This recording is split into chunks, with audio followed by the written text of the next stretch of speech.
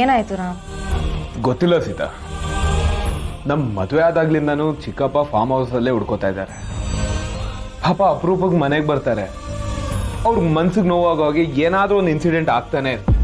ಇದನ್ನೆಲ್ಲ ಹೇಗೆ ಸರಿ ಮಾಡೋದು ಅಂತಾನೆ ಗೊತ್ತಾಗ್ತಿಲ್ಲ ಸೀತಾ.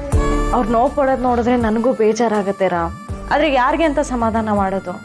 ತಾತಂಗ, ಚಿಕ್ಕಿಗ, ಮಾವಂಗ?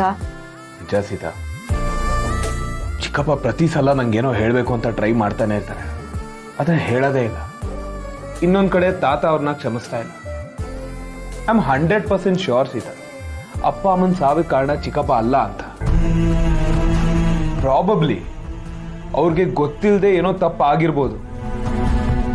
ಅದನ್ನ ಮರ್ತು ಕ್ಷಮಿಸೋದ್ ಬಿಟ್ಟು ತಾತ ಇನ್ನೂ ಹಠ ಸಾಧಿಸ್ತಿದ್ದಾರೆ. ಅಪ್ಪ ಅಮ್ಮನ್ ಕಳ್ಕೊಂಡಿರೋ ನಾನೇ ಚಿಕ್ಕಪ್ಪನ ಮೇಲೆ ಡೌಟ್ ಪಡೋದಾಗ್ಲಿ ದ್ವೇಷ ಪಡೋದಾಗ್ಲಿ ಏನೂ ಮಾಡ್ತಾ ಇಲ್ಲ.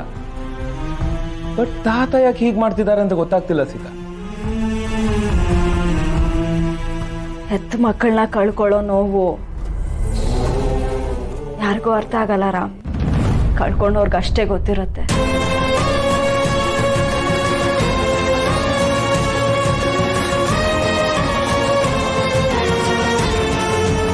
ಸೀತಾ, ಹೌದು ರಾಮ್, ನೀವು ನಿಮ್ಮ ಅಪ್ಪ ಅಮ್ಮನ ನೋಡಿಲ್ಲ. ಅವ್ರನ್ನ ಕಳ್ಕೊಂಡಿರೋ ನೋವು ನಿಮ್ಗಿದೆ. ಅವ್ರ ಎತ್ತೇದೆ ಚೆನ್ನಾಗಿರ್ತಿತ್ತು ಅನ್ನೋ ಕನ್ಸನೂ ಇದೆ. ಆದ್ರೆ ತಾತಂಗೆ ಹಂಗಲ್ಲ. ಮಾವ ಅವ್ರ ಸ್ವಂತ ಮಗ, ಅವರೇ ಬೆಳೆಸಿದ ಮಗ. ಬಾಳ್ ಬದುಕಬೇಕಾಗಿರೋ ವಯಸ್ಸಲ್ಲಿ ಕಣ್ಮುಂದೆನೆ ಹೊರಟೋದ್ರೆ ಯಾರಿಗಾದ್ರೂ ನೋವಾಗತ್ತೆ ತಾನೆ.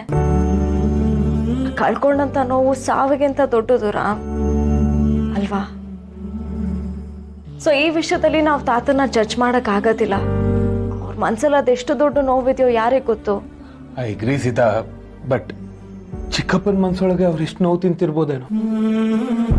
ಇನ್ಫ್ಯಾಕ್ಟ್ ಚಿಕ್ಕಪ್ಪ ನನ್ನ ತಂದೆ ತಾಯಿನ ಅಣ್ಣ ಅತ್ತಿಗೆ ಅಂತ ಯಾವತ್ತೂ ಟ್ರೀಟೇ ಮಾಡಿಲ್ಲ. ಸ್ವಂತ ತಂದೆ ತಾಯಿ ತರ ನೋಡ್ತಾರೆ ಅವ್ರನ್ನ. ಅದನ್ನ ಅವರೇ ನನ್ಗೆ ಹೇಳಿದ್ದಾರೆ. ಅಪ್ಪ ಅಮ್ಮನ್ನೂ ಕಳ್ಕೊಂಡು ಇಲ್ದೇ ಇರೋ ಆಪಾದನೆನ ತಲೆ ಮೇಲೆ ಹೊತ್ಕೊಂಡು ಪಾಪ ಇನ್ನೆಷ್ಟು ನೋವು ತಿಂತಿದ್ದಾರೋ ಏನೋ.